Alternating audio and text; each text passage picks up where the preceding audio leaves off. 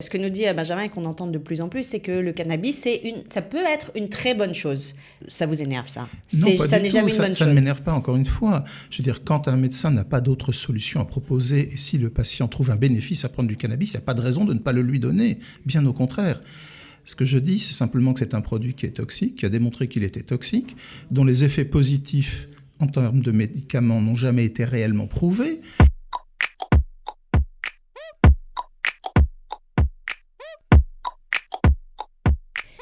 Gilles Azoulay, bonjour. Vous êtes Bonjour. psychiatre, vous connaissez bien les effets du cannabis. On va en parler. Benjamin Felus, vous les connaissez aussi pour une autre raison, vous en fumez. Je suis même consommateur et j'ai été confronté en tant qu'éducateur à des élèves qui ont fumé. D'accord. Alors, produits toxiques ou non, drogue dure, drogue douce, on va en parler avec nos invités. Gilles Azoulay, vous venez de nous dire, comme ça, en préparant l'émission, vous nous avez dit il y a beaucoup de personnes qui arrivent chez vous dans votre cabinet de psychiatre et qui veulent divorcer parce qu'un des deux époux prend du cannabis médical et change son comportement. Ça paraît assez délirant. Vous nous dites que vous rencontrez le cas souvent. Oui, et pas seulement en consultation, je le vois aussi chez des gens proches, des amis, des choses de ce genre.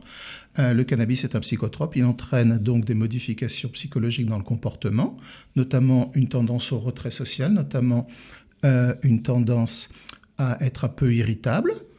Quand vous êtes en couple, ça pose problème au bout d'un certain temps. Alors, on parle de ce sujet aujourd'hui parce que Israël, pour la énième fois, mais enfin, quand même, le sujet revient, a voté en deuxième lecture un texte qui irait vers une légalisation de la consommation de cannabis. Benjamin Felus, est-ce qu'on a un espoir de voir façon de parler, de voir le cannabis légalisé en Israël dans les prochaines années? C'est pas la priorité. C'est pas vraiment dans la priorité de l'agenda politique actuellement. Donc je pense que la légalisation va être remise au calendrier grec.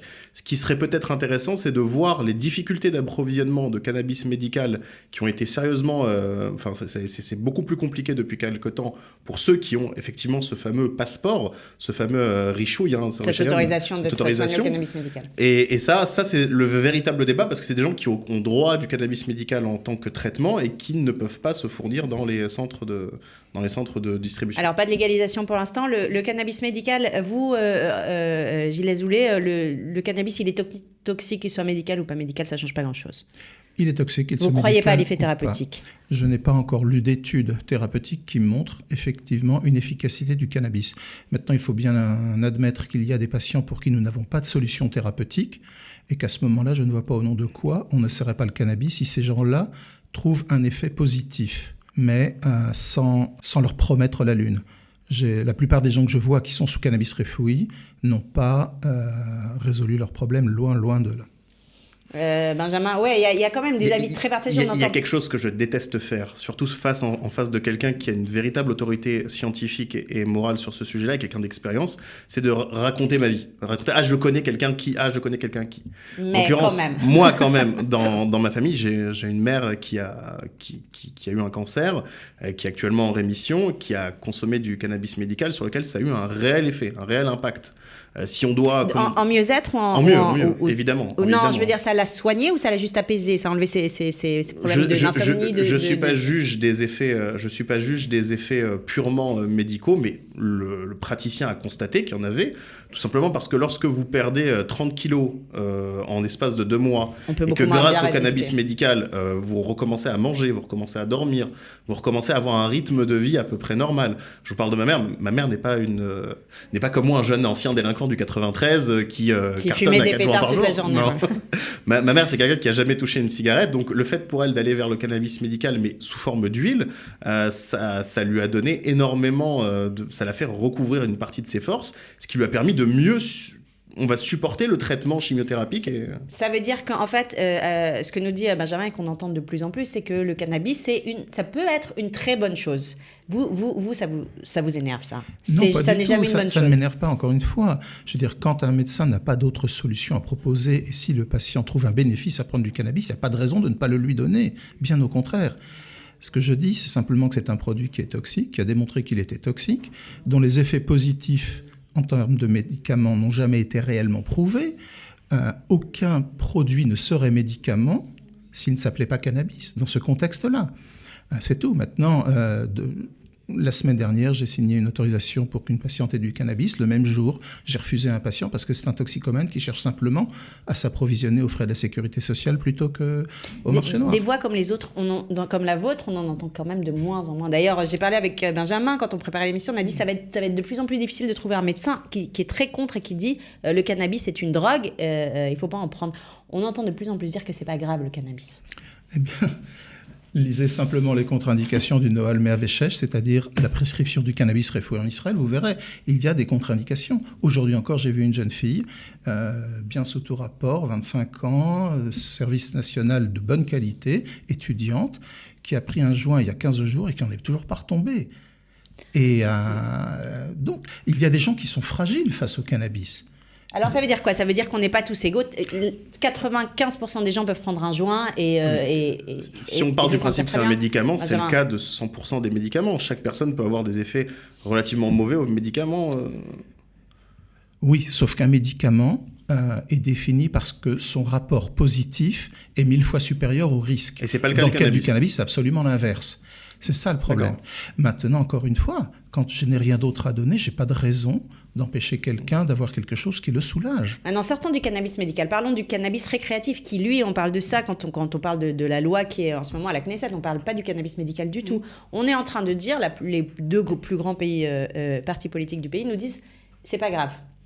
C'est pas que c'est pas grave, c'est une question de définition. Puisque ça existe, autant le légaliser. C'est quoi exactement le fond de la loi ? C'est de toute façon, il y en a, ça pousse partout dans les appartements en Israël. C'est exactement ça, c'est pas une drogue importée. Le cannabis, c'est une drogue, contrairement à d'autres drogues qui potentiellement étaient importées en plus de pays en guerre avec Israël, je parle notamment du Liban ou de l'opium d'Afghanistan qui transitait par... Voilà. C'est une drogue que n'importe quelle personne qui a 1 mètre carré de jardin ou un placard à balai peut faire pousser. C'est quelque chose sur lequel il vaut mieux, c'est-à-dire l'effet bénéfique de contrôler ce qui est mis sur le commerce, mis sur le marché, et le profil des consommateurs. Les consommateurs de cannabis sont loin d'être tous des délinquants, sont loin d'être tous On des... entend de plus en plus de personnes publiques qui se disent oui j'ai fumé, so what ? Mais parce que c'est un fait culturel, c'est un fait générationnel. Le cannabis a été interdit aux États-Unis. Si on voit historiquement, c'est une interdiction à la base qui est venue des États-Unis, qui s'est répandue à l'ensemble des pays développés à travers les normes de l'Organisation des Nations Unies sur les stupéfiants, et qui fait que culturellement, cette drogue n'ayant pas été fumée dans les pays occidentaux, elle n'a jamais été tolérée ni acceptée. Il y a des drogues qui sont largement beaucoup plus dangereuses aux États-Unis, qui d'ailleurs sont des drogues médicamenteuses. Le sirop codéiné, c'est la première cause de mort chez certains adolescents américains. Pourtant, c'est du sirop contre la toux. Le cannabis, si vous voulez, c'est... Ouais, qui a des effets absolument... Le but, c'est pas de moralement dire que c'est bon. Personne ne pourrait dire que c'est bon. Si on compare cannabis et alcool, par exemple, pourquoi certaines personnes continuent à considérer que le cannabis, et je me tourne plutôt à ma droite, que le cannabis reste une drogue et que l'alcool, peut se vendre de manière complètement libre ? Lui. Pour 2 raisons. La première, c'est que pour l'instant, l'alcool est légal, donc il y a des taxes. Le jour où le cannabis sera légal, il y aura des taxes et ce sera beaucoup plus simple. La deuxième raison est beaucoup plus simple, en fait. L'alcool, vous le consommez aussi pour le goût. Vous prenez un cocktail pour son goût, pas pour être ivre. Le cannabis, vous ne le prenez que pour ses effets psychotropes. Je dois m'inscrire en faux sur ça, désolé. Mais c'est vrai que effectivement, il y a... Que recherchez-vous dans le cannabis si c'est pas un effet psychotrope ? Non, on recherche une gorgée d'alcool sans rechercher un tant soit peu l'ivresse provoquée par l'alcool. Évidemment. Non, mais vous prenez de la bière sans alcool ? Je ne prendrai pas de bière sans alcool parce que c'est pas bon. J'aime le whisky. Je prends un verre de whisky une fois par semaine. Mais et vous encore vous sentez pas détendu quand vous prenez ce verre de whisky ? Pas du tout. Les adolescents qui vont acheter des shots de vodka dans les macolettes, ils ne vont pas chercher le goût. Pardon ? Et les adolescents qui vont chercher des shots de vodka dans les macolettes ou qui vont acheter de la vodka, c'est pas pour le goût de la vodka. Non, vous savez, c'est pour l'ivresse. Déjà, il faudrait trouver du goût à la vodka. Ça, c'est une première question. Non, vous avez entièrement raison. Sur ce plan-là, je suis entièrement d'accord avec vous. Quelqu'un qui boit de l'alcool uniquement pour s'enivrer et qui prend un shot de vodka parce que ça va plus vite, bien entendu qu'il est à comparer à quelqu'un qui prend du cannabis, parce que le cannabis, vous ne le prenez pas pour le goût du cannabis dans la bouche. Ça dépend. C'est là peut-être où c'est un fait générationnel. Alors, expliquez-moi ça. Non, mais c'est vraiment... C'est la première fois que j'entends ça. Alors, dans le cannabis, il y a plusieurs variétés qui induisent des effets différents, mais qui ont également une teneur en goût différent. C'est un peu comme un cigare. Les gens qui ne fument pas le cigare ne peuvent pas comprendre pourquoi on fume le cigare. C'est absolument abject. Fumer un cigare en soi, c'est totalement abject. Sauf que le cigare n'a pas d'effet psychotrope. Certes, mais néanmoins, il est considéré par un goût. Il y a un goût qui définit telle ou telle variété de cigare. On est De la d'accord. même manière, dans certains clubs de consommateurs de cannabis, sans aller forcément vers la variété qui est la plus psychotrope, qui a la teneur en THC la plus dure, qui va nous mettre le plus stone entre guillemets, on va vers celle qui a un goût plutôt agréable. Et d'où le nom de certaines variétés. Non, là, vous détournez mon propos. Il n'y a pas, à ma connaissance, il n'y a pas de consommation de cannabis sans rechercher de près ou de loin un effet psychotrope. Alors que Moi, je l'alcool, vous dis, oui, il y en c'est ce que a, vous dites. mais Alors, elle est minoritaire. Benjamin, J'aimerais bien savoir. Ok.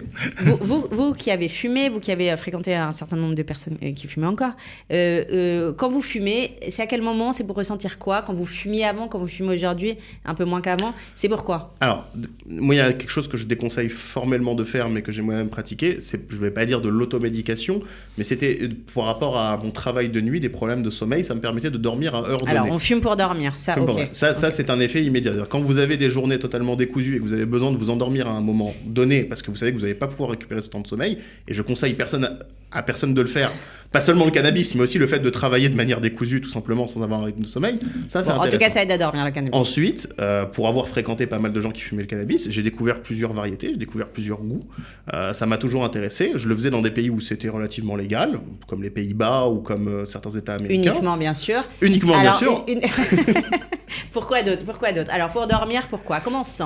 On sent beaucoup mieux, on dort beaucoup mieux, on arrive à avoir un sommeil, parfois quand on a quelques... Ça détend quand on est stressé. Totalement, ça détend même au niveau musculaire. Certains sportifs, je dis pas que les sportifs fument beaucoup, mais certains sportifs qui utilisent de l'huile de cannabis après des séances intenses d'entraînement ressentent une détente musculaire et une détente physique. Par rapport à un verre d'alcool fort, par exemple? Ça dépend de l'alcool et ça dépend du joint qu'on fume. Ça dépend de ce qu'on met dedans, ça dépend de la variété de cannabis.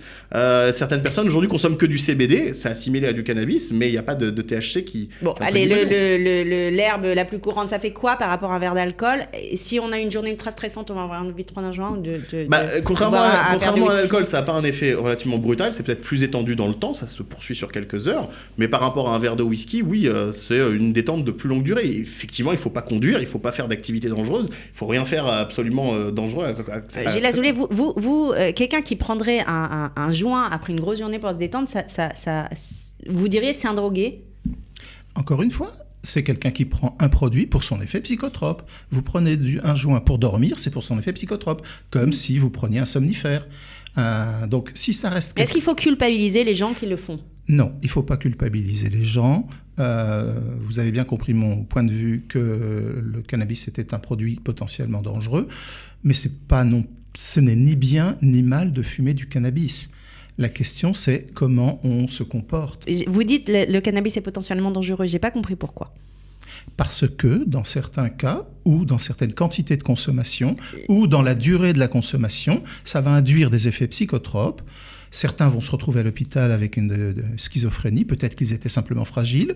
Comme je vous l'ai dit, certains couples vont avoir des dysfonctionnements, d'autres, parce qu'ils fument tous les jours pour une raison qui est la leur, vont s'éloigner de leurs amis, de leur travail, et décrocher. Donc là, en fait, vous comparez vraiment le cannabis à n'importe quelle autre drogue, n'importe quelle drogue à dure. N'importe quelle autre drogue, y compris l'alcool.